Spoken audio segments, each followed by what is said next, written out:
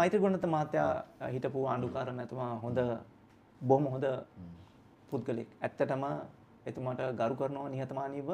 එතුමා වැඩ කරන මිනිස්සුද? අනිවාර්යෙන් හේතුව එතුමා ගොඩාක් ප්‍රශ්නවලට නීති ප්‍රශ්නවලට එතුමාගේ ඍජු දායකත්වය කිසිම දෙයක් ගන්න නැතුව නොමිලේ ලබලා දීලා තියෙනවා. හේතුව ඒ පිළිබඳව නම් ඇත්තටම ගරු කරන්න වෙනවා.